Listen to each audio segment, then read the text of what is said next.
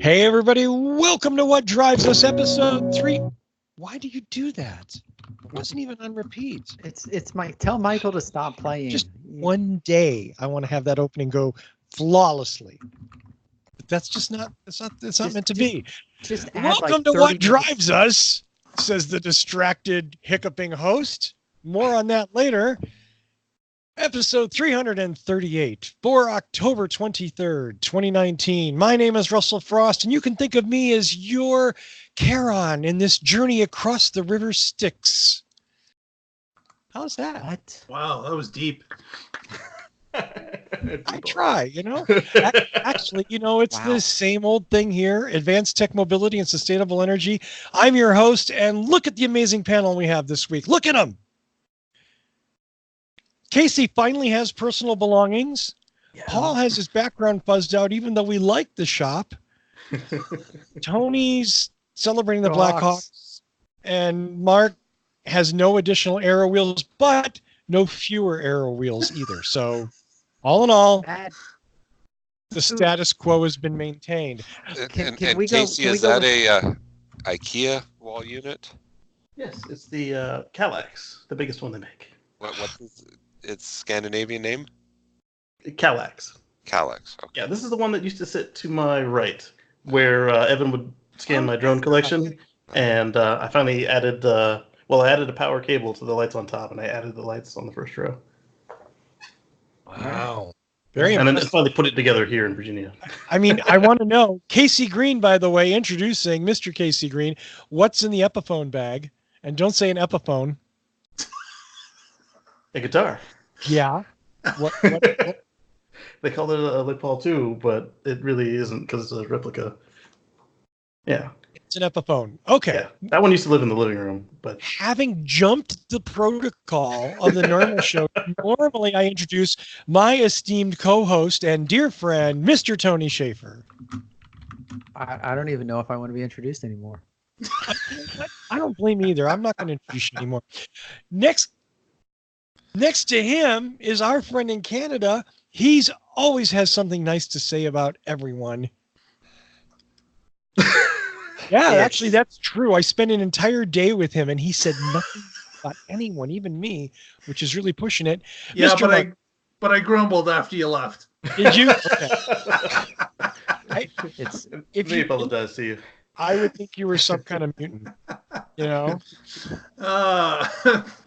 Welcome to the show, everyone. We've got a bunch of great stuff to talk about tonight. If the hiccups aren't enough for you. And last and not least, the founder of Boulder Hybrids in Boulder, Colorado, Mr. Paul Guzik. Hey, everybody. And my beer sponsor is an Oktoberfest brew from we got blurred. The blurry. Can you see it now? Yeah. Anyway. Yeah. Oh, yeah. I forgot to say I have a hacker an Oktoberfest German Marzen. Not my favorite. So I guess the blue checker must be an Oktoberfest thing, right? Because my can hasn't. Yes. Oh, it's a Munich thing. That's the tent color. Yep. Yeah. Okay. Speaking of Oktoberfest, who knows where the second largest Oktoberfest is in the world? The second largest. I'll give you the number one. Is Munich. Yes, you're right, Paul. Kitchener-Waterloo. No, it is not. It is so. Nuh-uh. Absolutely. Look it up. Wow. Google it. I will. Second Go right now. Right now. Are the tents blue and white? Oh, they are. They are. Wow. Well, I guess all I have to say is we have a bunch of news. So let's get this show on the road. I'm going to start pretty characteristically here, pretty stereotypically, because this could only come from our friends at General Motors. We used to talk a lot about the Hummer back in the olden days because the Hummer was sort of the show car for conspicuous consumption, ridiculous waste, people with poor judgment in motor vehicles. There's no sense in insulting owners, but there it is anyway. This week, GM hinted, I guess that's fair to say, implied that perhaps the Hummer could come back as an electric car. Just marketing talk. I don't even know what to say. You know, They'll I mean, make a good EV, and they're gonna get there, and they'll be like, these things are expensive. So unless they think that they can make like a 40% profit margin, I don't think they're gonna actually do it. They're gonna talk about it, and then they're gonna pull the dice and then just rip it out. So are they actually going to call it the electric Hummer? Because I believe Fleshlight already trademarked that. Hold on, I have pictures. you have pictures of the electric Hummer? Wait, if this is your bachelor party, I don't want to see it, okay? I swear to you, the first thing when I saw electric Hummer, oh my God. Oh, no. It's a battery-operated Hummer. Yeah. Is that better? Yeah. I don't think so. I get it. You know, okay, so segueing back into some level of seriousness, you know, yeah, of course it's mentioned in here, you know, start with high end. And what did they say? Like this, they're expecting to GM electric truck to sell around $90,000 or $100,000. So they're taking a lesson from Tesla's playbook, and they're starting high end, and they're hopefully going to work their way down. But I don't know. You know, putting a Hummer badge on an EV just seems wrong. And they're pitching it like it's a good idea. And it says here, the marketing is already paid for. And then in quote, making it environmentally friendly is just icing on the cake. Yeah. But you see, at the end of Who Killed the Electric Car, you've got a EV1 and a Hummer. If the Hummer's electric, they didn't kill the electric car, did they? Well, it's more like a zombie. Yeah. Arguably, they did kill the electric car. They did. Yeah, you can't. Yeah, it's a revisionist history at this point. But okay, kudos if they do it.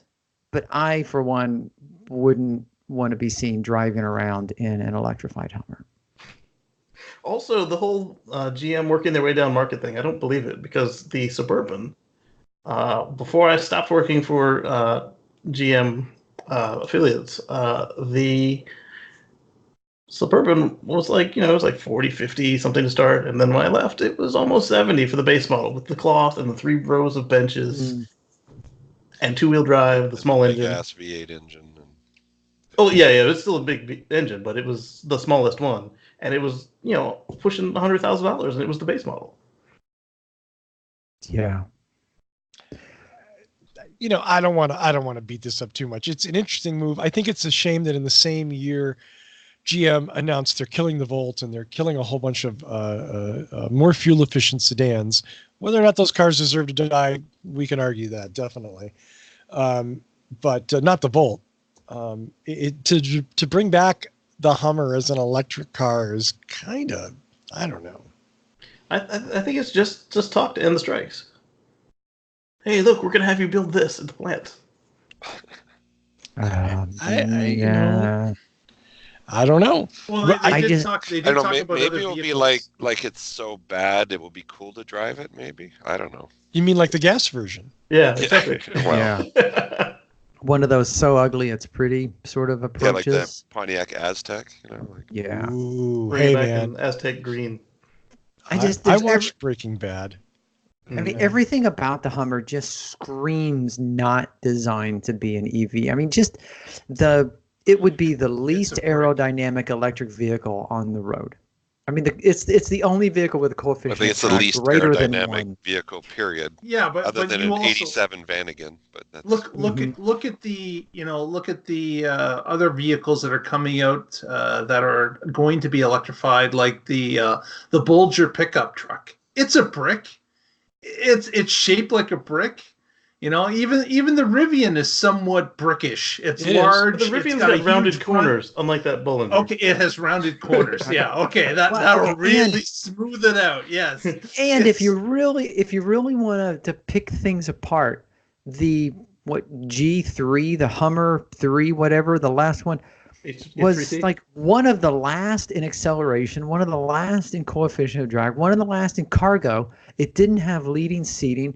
It didn't lead in anything. to bring it back as a viable vehicle is just a bad idea, much less an electric one. And we'll end with that and go to our friend Casey, who has a story on someone who got very well-deserved recognition. That's a good thing I just pulled it up. Yay! So this year's Nobel Prize in chemistry went to it was a three-way tie with the some of the folks who invented the lithium batteries, including Mr. Goodenough. There we go, John B. Goodenough, who he actually does moonlighting with Tesla on their. Is that his real name? battery. I'm just going to say, is that So really are his his batteries name? good enough? His batteries are good enough. So, oh my God, he's the only person who could make something and say, that's Johnny good B. enough. But in addition to Mr. That would Goodenough, be tough growing also, up with that name. But yeah. your elementary school teacher, you're just not good enough. Yes, I am. I assure you. But in addition to John Goodenough, Austin Stanley, and Whittingham Binghamton, they also shared the prize of 905,000 Swedish kroner, and of course, coin. It's for their work in lithium-ion batteries. Mr. Goodenough was the one who invented the one that we know of today. That's awesome. And what is that kroners in real money? That's a good question. 1 second. You mean Canadian dollars? No, real money. Canadian dollars? Is that metric? Like metric dollars? Well, I mean, and you know what? And Casey, just out of curiosity, do you happen to know off the top of your head, and I don't mean to call you out here, when did he invent the lithium-ion battery? In the early 70s. I'm sorry? In the early 1970s. Early 70s. I missed that if you said it. Sorry. Yeah. Long overdue, right? Yes. And he's what, 95, 98? Oh, is he? Wow. Oh my God. Yes. He's been at it for a while. Good. Well, at least he'll get a medal while he's still here, Exactly, rather than posthumous, because those are always annoying. Yeah. Posthumous ones. Unless it's like they died saving a busload of children or something. It's like, get it while they're here. Yeah. Yeah. I'm sure he's thrilled to know that his batteries might go into an electric Hummer. He's got a pre-order, Tony. I was just going to say, he's probably had one on order for a while. Where's my damn electric Hummer? Electric US. Johnny B. Good. About $100,000. Enough. Not bad. Nice. Well, our next story, we're going to go to Mark, who has a little preview from the Tokyo Motor Show. He's 97 years old. I'm sorry. Yeah, the Tokyo Motor Show happened recently, and Nissan partially revealed, its new all-electric entry, which is the Ariya, the A-R-I-Y-A. I'm not going to challenge you. Like Ariya. Mm-hmm. And this is, again, a small SUV that has... that they've introduced, but they were really light on the details. So they didn't actually go into what this vehicle had completely. They even were light on the measurements of the vehicle. So they didn't even give a wheelbase, for example, but they did give the exterior about its size. Next to it. We could There's a guy lying underneath it for some reason. The pedestrian detection doesn't work, and that's you ran him over. Poor guy. Pro Pilot 2 is included with this new entry. Obviously, it's a concept. Although this concept comes with side mirrors, which is really unusual for a concept. So this may be a little bit down further the road than just concept. And no suicide doors. None. Yeah. They're going to give it a normal paint job. They're going to change the tires to functional tires. And they're ready. It's great to see that Nissan is introducing something outside of the Leaf and, of course, its NV2000 van. This is this is this would be popular, I'm sure, in the U.S. picture market. there looks kind of dumb with the low-profile tire and the huge, ginormous wheel well. Yeah, actually, they make the wheel well look bigger than it is with that gloss because of the plastic. I know it's actually it oh, is. it's black cladding. Yeah, if you go up where the dead pedestrian closely. is, you can see it better. Yeah. Isn't Ariya a hotel in Vegas? Yes, Yeah, it but is. spelled the right way.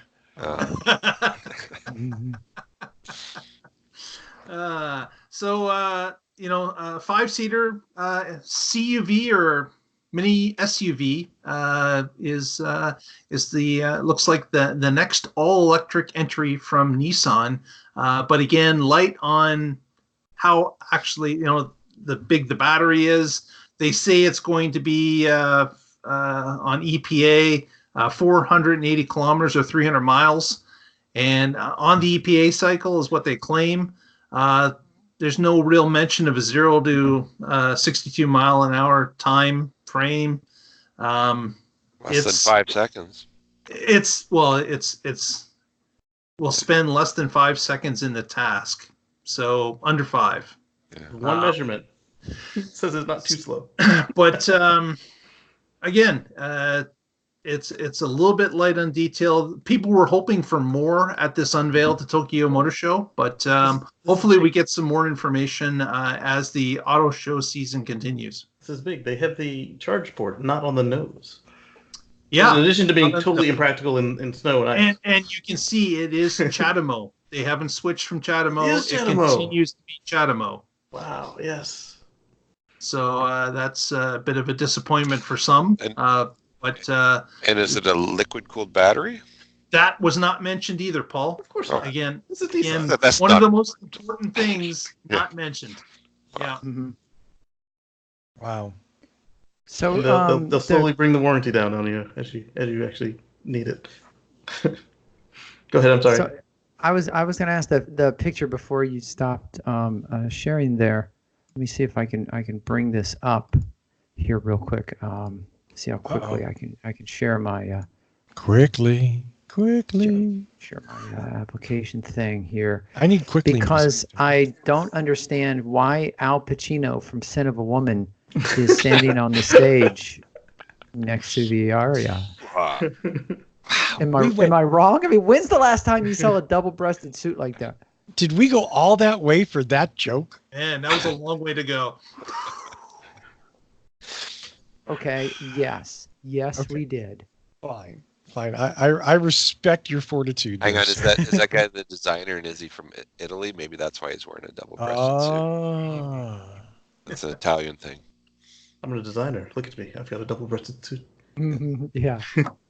Well, more exciting news from Asia this week comes from our friend Casey Green with this story. Yes. Oh my God. So the swamp, right?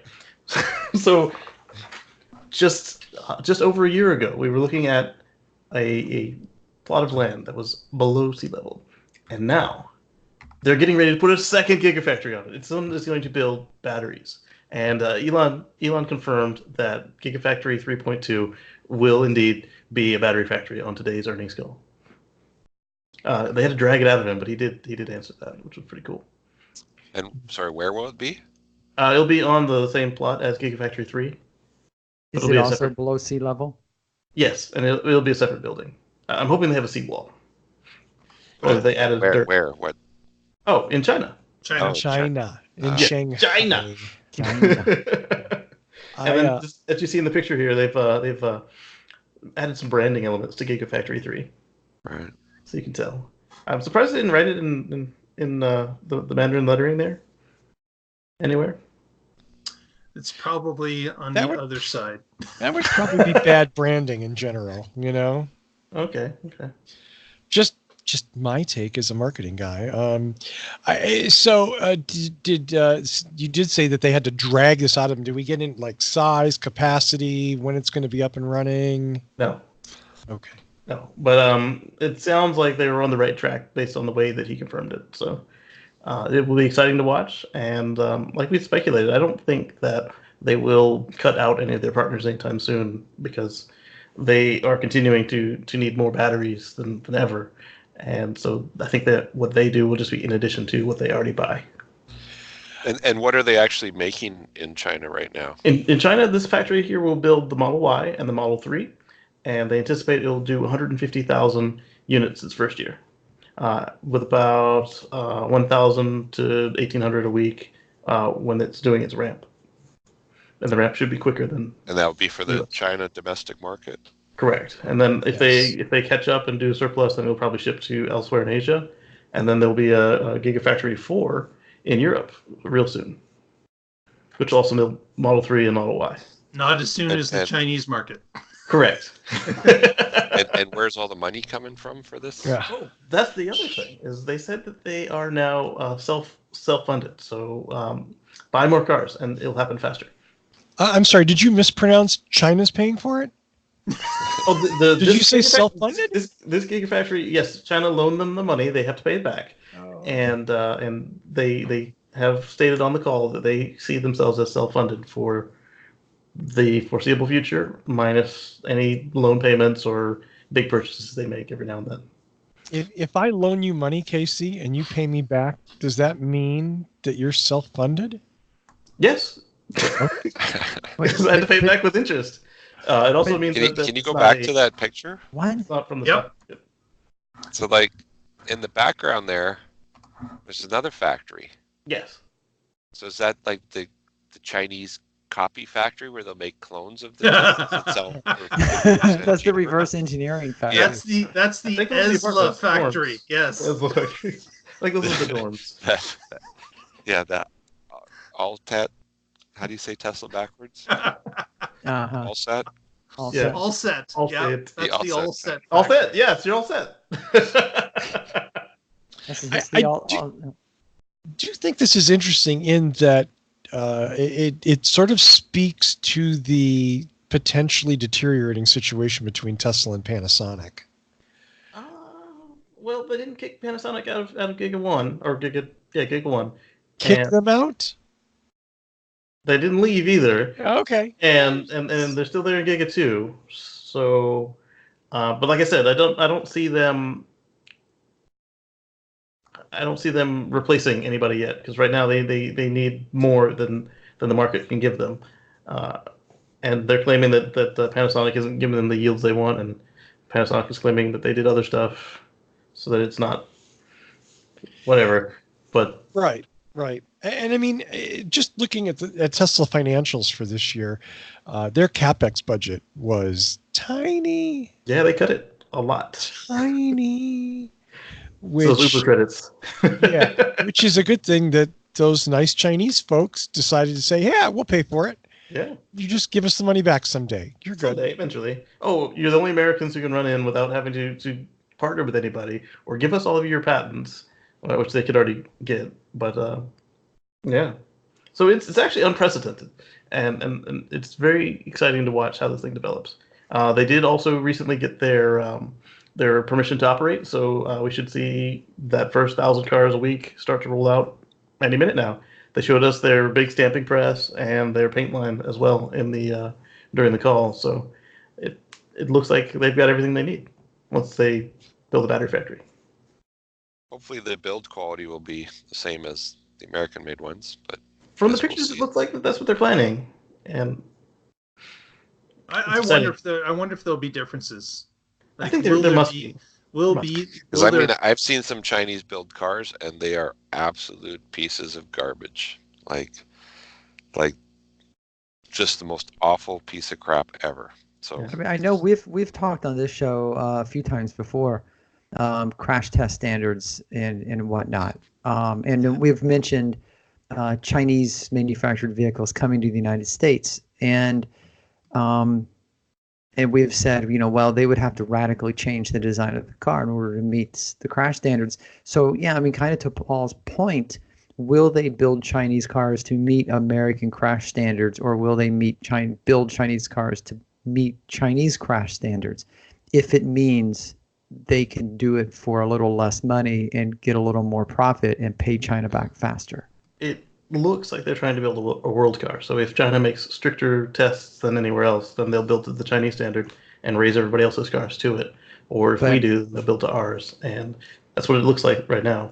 But when we went to the auto show, we saw that E6 that looked like a ripoff of the old Ford Edge. You remember that a couple years ago? When they did the crash test on that thing folded up like a tin can. Yeah. Not good. Right. Don't like folding up like a tin can vehicles. Paul's going to pull out. All their paint is lead paint.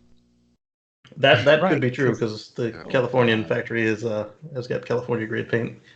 You got to use it somewhere, right? We got all this. Wow. Every time we talk crash tests, I always expect Paul to pull out that video of the 1956 whatever. Versus the 1995 car. It's not called an Impala. I think it's called an Impaler. Yes. But I think that right now, if they were to try and change the quality of the car, remember they've got hundreds of customers already there, with thousands of customers already there with the American-built one, and if they go and show it to their friend, and their friend's got something completely different. And U.S. companies can build quality stuff in China, like Apple, builds all their stuff in China, and it's very good quality. But there's also a ton of garbage built in China. So hopefully they'll follow Apple's lead and build to like U.S. standards. Yeah, and then you got and I didn't mean to imply that if being built in China, it was going to be lower quality stuff. I was talking about the cost of meeting safety regs and whether they could shave a buck or two here and there. Or they take advantage of the exactly. Yeah, exactly. But you'd have to re-engineer the car to do that. So would they make that money back fast enough? Or maybe just leave some things off. I mean, if you can get by with 3 airbags instead of 6, or if you can get by with these sensors instead of that. Yeah. But then they lose that whole safety or thinner seat belts. Right, thinner seat belts, or paper mache instead of steel. But then you get a situation where a Model 3 runs into a guardrail in China and lights on fire, and they're like, "Hey, this is the first Model 3 fire," and then that spreads worldwide. Right. And it's gonna look the same to everybody else, so they won't know it's a Chinese Model 3 in the picture. They'll just see a Model 3 on fire. Watch for the license plates. Right. So I don't see them pulling that, at least not right away.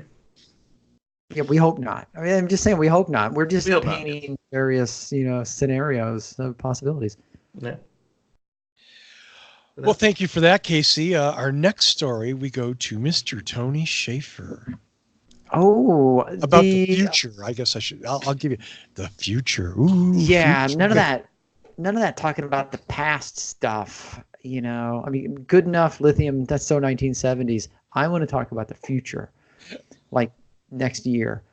So it turns out that something we've been saying for years and years and years is hopefully starting to catch some traction. The National Association of City Transportation Officials, NACTO, would you call that NACTO?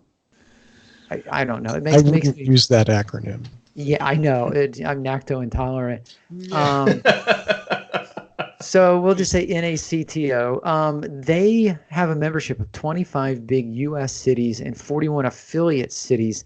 And what they do is they study traffic patterns and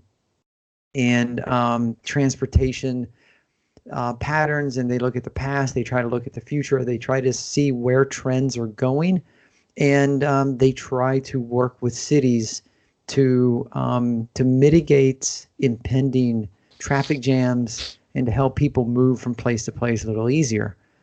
So this brings us to what we've been saying for years and years, and Russell keeps saying the future of transportation is not cars, not even autonomous ones, because the argument has been made several times that if we have these autonomous vehicles that can drop you off at work and then go roam around waiting for people needing a ride, you've now introduced deadhead cars sitting around and making traffic more congested.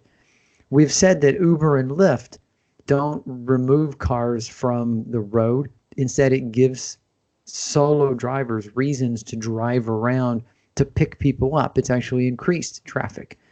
And NACTO, I'm going there. They I can't they stop studied these. I know. That's why I'm doing it. They studied these trends and they studied the cities, and they came out with a second edition of what they're calling Blueprint for Autonomous Urbanism. And they do know that there will be some level of autonomous vehicles, but they want to make sure that that people don't see autonomous vehicles as the end all be all. And instead, they've made some very strong suggestions to incorporate more mass transportation through cities and buses.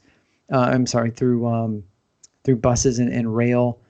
And one of the things they've said is cutting back the amount of land given to cars in urban areas, carving that out and making it much easier for people to walk and bike and do things other than drive.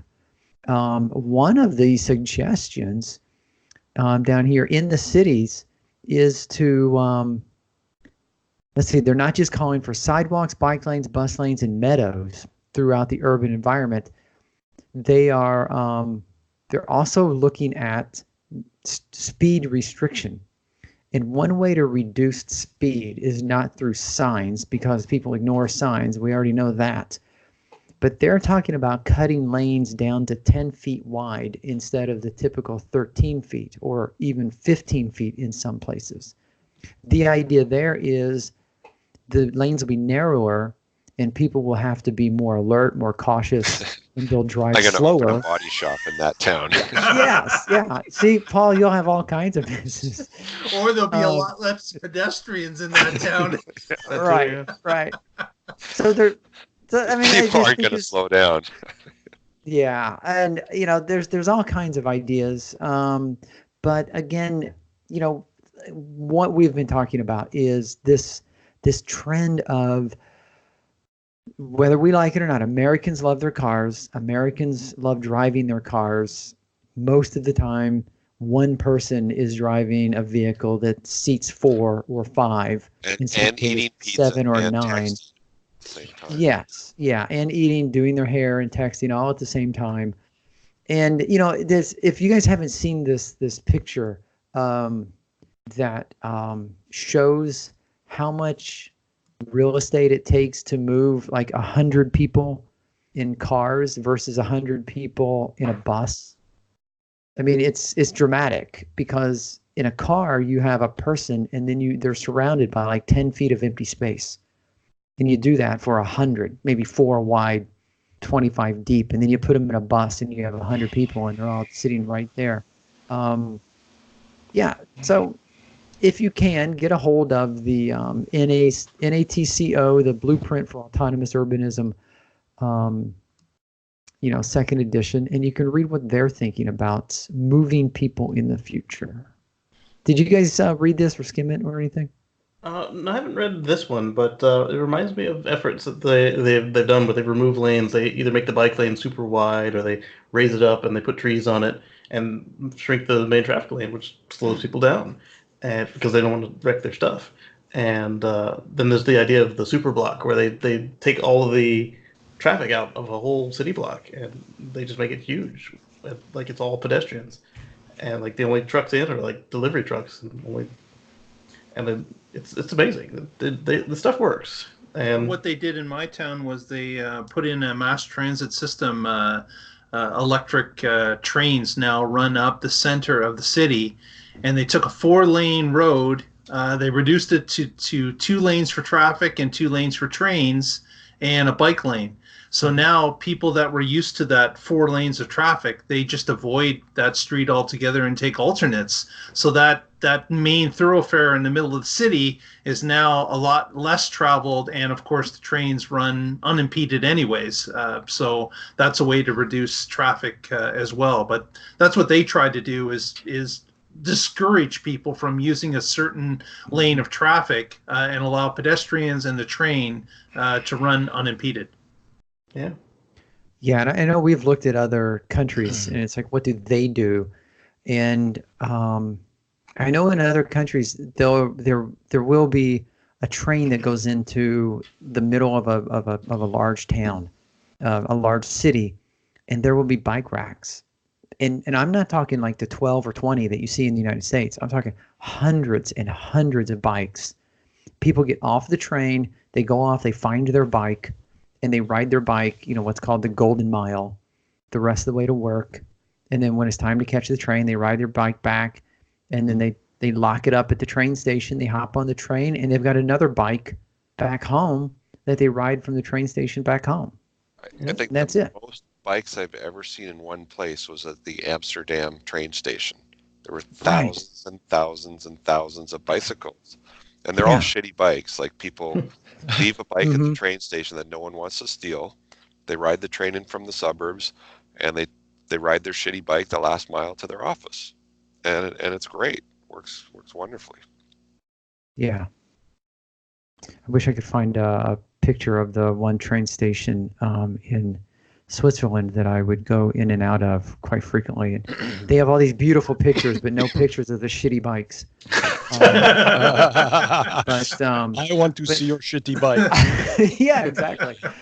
But yeah, and it's in Zug, Switzerland, and people come in from all over the place, and they get off of the train, they walk downstairs, the bikes are underground, they hop on their bike and they ride to work, and everybody does this. There's no social hierarchy or stigma or anything. Everyone from directors down to lay people and everyone, people are riding their bikes to work.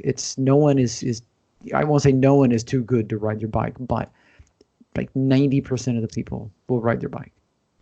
I mean, they even have several models of bikes. They got like a cargo bike. They got the kids' bike. Mm-hmm. Yeah. Sure, absolutely. And the country is pretty much flat, so it's even better. Yeah, I mean, there are always arguments why it won't work in America. Because we don't want it to. A lot of it is exactly. That's the biggest hurdle, is the cultural hurdle, the historical hurdle that we have. But I think at some point, whoa, what's that? All right, where did I go? Suddenly my screen just turned to an island. Do you see Amsterdam? Can you see that? So you're riding your bike there? That's not Amsterdam. Okay, it didn't share. I don't know. Oh, you're sharing the other screen probably. Oh, how do I get... Oh. I don't know how this works. Wow, I was like, all of a sudden, it was like a mountain. Luke Skywalker Island or something. Yeah. I was like, I'm sorry, that's the first place my brain went. In the meantime, here, let me show you sort of this. So I found it. Cheap Dutch bikes, because really nobody wants to see that. Tony. So I mean, here, so check this out. This is under the train, in the train station. Cool. Yeah. You just have hundreds, and this is just one row. I mean, there will be. Oh yeah. Do they even lock them? Yes. Yeah. Okay. Yeah. They lock the front wheel, and you just go and you know where you remember where you put your bike, and you just grab your bike, and that's it. And your bike is covered overnight or whatever, however long you leave it there, and yeah, that's it. It's pretty cool stuff. Yeah. Yeah. Absolutely. Well, our next story, we go to Korea. South Korea specifically. There's a little-known auto company called Hyundai. You guys heard of Hyundai? Hyundai. Never heard of them. Like Sunday? Or if you prefer, yes, Hyundai. Because I've heard I don't my prefer. friend Mark Coughlin say that.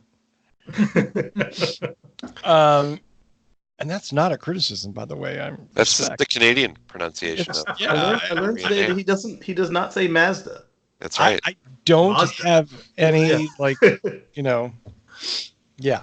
Anyway, Hyundai unveiled a plan. They plan to spend $35 billion in what they're calling mobility and other auto technologies. They plan to do this by 2025. This is, quote, an ambitious effort to become more competitive in self-driving cars. And that's when I just stopped losing interest in the article. Because, and this sort of dovetails with Tony's point, I don't know that the future is autonomous cars. As we've all getting excited, yay, self-driving cars, everybody's going to be a millionaire because their car's going to work and they're going to work and it's all going to, and really I think the future of mobility is more like that Dutch model we just talked about with throttle bikes and electric mopeds and different mobility devices to get people from a point of public transit to their destination or back. I think it would be like The Giver, where everybody's got the bikes, just like Amsterdam, and like the only automobiles are owned by, well, they seem communist to the government, but I guess also it would be businesses. But unless we were to just go whole hog and just nerf all automated transportation, I don't see it being autonomous drive. Like you said, that at this point, when you mix it in, it just adds vehicles. I mean, yeah, it takes one or two off the road, but you know that if it's here, they're not going to pay the parking fee. They'll let that thing roam the streets and let the government pay the upkeep on the roads instead of them paving a parking lot. Or autonomous drive buses. How's that? That right there is that's most likely. Which is again, we've developed this aversion in the United States and maybe everywhere, but I'm going to pick on us because this is where I live and I know this. But we've developed this aversion. The idea that like a human should drive is just unthinkable.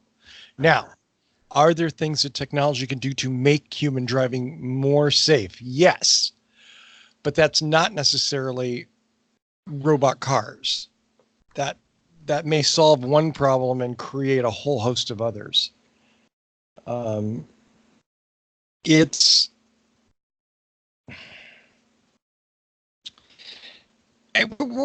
weren't we talking about, we were talking about, and I don't remember if this was when you were here or not, but valets and busy superchargers and things like that. And I'm like, why don't they just put a valet there to move cars in and out? Hey, your car gets 30 minutes and I'm going to move your car automatically. Right. Yep. You know?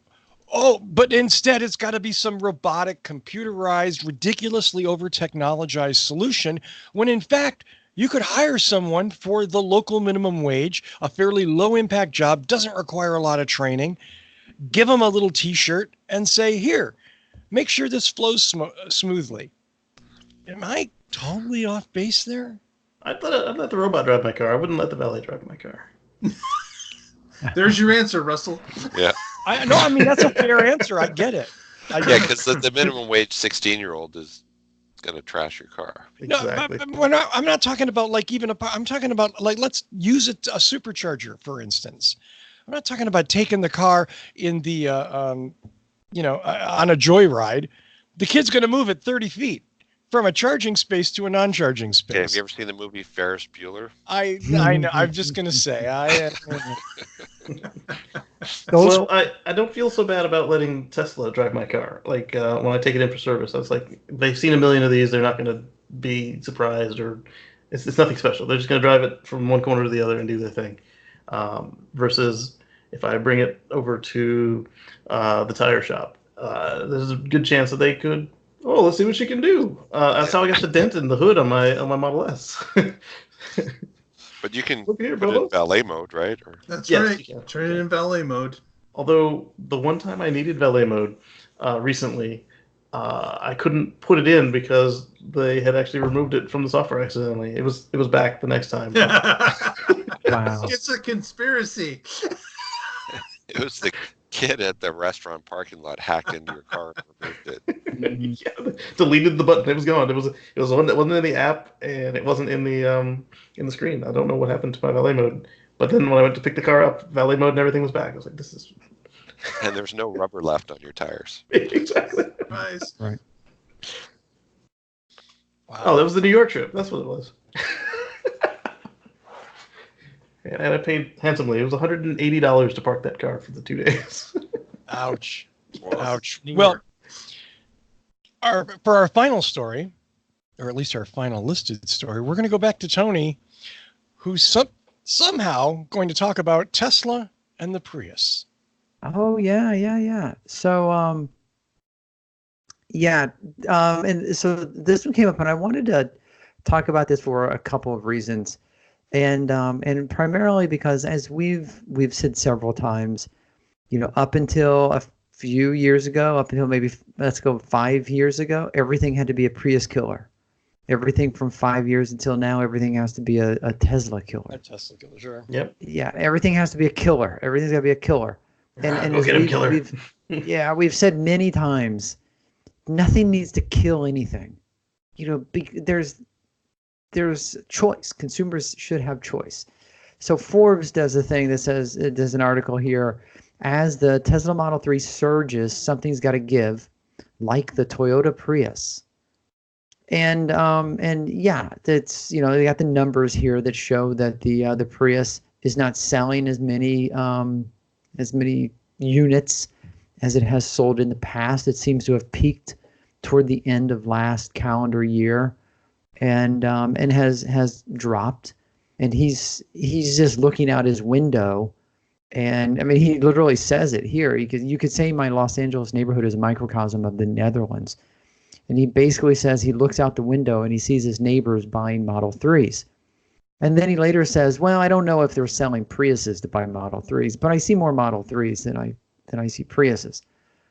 And so, you know, I'm going to say, and as a Toyota person, he quoted in here saying that Tesla is definitely eating some of Toyota's lunch. And they're not eating all of it, because Toyota is still selling Priuses and still selling other hybrids. But yeah, Tesla's definitely making a dent. And we've mentioned them making a dent in BMW and Mercedes and Audi and other manufacturers. Honda, yeah. And but there's something that just rubbed me about kind of saying, hey, look, you know, this one vehicle and this one manufacturer is doing great, and they're taking market share from others, and then kind of saying, well, that's going to be the end of this. And it doesn't need to be. Right. I mean, even Musk doesn't want that. He wants everybody's boat to rise. And like you said, when you change out your tube TV, Elon said this. Sorry, not you. You change out your tube TV for the flat screen. You know, before that, everybody was just replacing the ones that broke, or, you know, a kid went off to school and the other one didn't survive the move. They bought a new TV at that point. But when the flat screens came out, everybody replaced their TVs with the flat screens. And so Sanyo, Panasonic, Sony, RCA, when they were around, everybody was making new TVs. Rise all the boats. Right. Yeah, I don't know if there's really much to speak about here, and you know, but you know, we do want all the boats to rise, and we do want everybody to still have some market share, and you know, so the whole thing about the Tesla killer and the Prius killer, how about we just say that this is a cohabitant? Okay. That's it. That's really all I wanted to say about this. Just keep putting plugs on them. Yeah. And Toyota can't do it fast enough, as far as I'm concerned. Right. Yeah. Oh, and Mazda is finally getting in on the electric game. Yeah, hopefully quickly. Zoom, baby. So, what about Patreon? I have a feeling that Mr. Hiccups. So so those of you who've watched the show this long, the reason Russell has been so uncharacteristically quiet the last few minutes is that since about this time yesterday, he has suffered from an onset of the hiccups. Hiccupitis. And he was lamenting hiccupitis. Yeah, he was lamenting before the show that telling someone that you suffer from severe hiccups is too funny for people to feel bad for you. But see what I mean? Exactly. There's no sympathy for this. It's a ridiculous malady to suffer from. Well, look at the delivery he gave. He kind of added levity to it as he was introducing your hiccups. Yes. Yeah. So okay. Our friend Russell has been unable to breathe periodically for. Yes. And let's see. And I know that Russell has all this stuff memorized, and I don't. But go to patreon.com/whatdrivesus, and you can support the show for as little as $1 a month, 25 cents, I believe, per show, if my math less works than 25 out. cents a show, except February. And we're worth 25 cents. I think we are. You get 5 of us. Yeah. Right. See, so that's like a nickel a piece. I don't share the money anyway, so don't give me that, Casey Green, okay? 5 of us. You ain't getting a cut. It goes to the upkeep. Yes. And while you're at it, if you don't already like the channel, or not the channel, if you don't already like our page on Facebook, If you don't already like it. Oh, I know, right? Why are you here? You're nothing to us. So if you want to actually count, if you want us to recognize you, go to facebook.com/whatdrivesus and leave us comments, good ones, bad ones, insult us. We don't care. Just interact with us. We're so lonely. And if you don't do the Facebook, you can go to Twitter, give us a comment on YouTube, thumbs up. Mm-hmm. Right. Let's Russell do some shout-outs. I'm sorry. Yeah. Tony, go ahead. No, I was going to say Russell is tweaking his filters on Instagram. That's not, yeah. Okay. Casey Green, let's start with you. Shout out, sir. Okay, so I've been a little busy putting videos on YouTube. So at my YouTube channel, youtube.com/Casey Green, that's KACEYGREEN. I've added items like 2 supercharger reviews, a tutorial on how to put your Tesla in always low mode, and a little experience about getting my vehicle. I went to the inspection station and what it was like going with an independent inspection station because Tesla was too busy to deal with me, and a smart summon failure that might be fun. Were there dead bodies, Casey? I think Casey's locked up. It might be fun. And then he froze. He froze. Yeah. I think that's Elon freezing his stream, so he can think bad about smart summon. Oh, he's back. Yeah. So no, there were no dead bodies. It worked once, and then it chose not to work for the rest of the night. And then my 12-volt battery needs replacing now, so it won't do anything until my appointment tomorrow to get my new 12-volt battery. There you go, Mr. Coughlin. I want to give a shout out to the Tesla Supercharger Network. Aww. This is the route I took. It was 9,444 kilometers, which was like 5,600 miles. The map is pretty accurate, except for I was along the coast. I did the PCH, not the 5, which is shown here. And it was fabulous. I had no problems with the cross-country 3 days apiece. And basically all the superchargers I hit, except for Southern California, where Mr. Russell Frost is, I was 1 or only 2 at the supercharger for the entire trip. So I was getting excellent speeds, 35-minute charge times typically, all except for a couple of, urban superchargers in San Diego area. Yeah. And Russell, I did find out that we were at a broken one. I was there the next day to charge up to leave, and the gentleman told me that the ones on the lower tier were broken to only 35 kilowatts. The ones on the upper area were 70. So it's something you learn, I guess. If you get a low speed, go try someplace else. I wonder if they, Mark, they have superchargers in Colorado. Could have come and visit me. Well, yeah, that was about a 4-hour detour, Paul. I thought about it, but I said, you know what? It's a Sunday. I don't know if Paul's going to be, because Tony didn't answer his door, so I thought. That's because I saw you on the front porch. But I'll have to arrange another trip at some point, and we'll definitely arrange to drop by. All right. I wonder if they pulled at the Savannah airport, whenever a module goes down inside the supercharger, they'll just kind of shuffle them around until they all start working again, but slower than ever. I wonder if that's what's happening at the bottom level of that same station that you were at. I don't know, but the local knew of the problem and said you just need to not use the bottom one. Stay away from that. How would we know? It's got a pretty Tesla sign. Yeah, we didn't know that. Yeah. Paul, take it away, please. I'm going to plug my used car business at boulderh.com.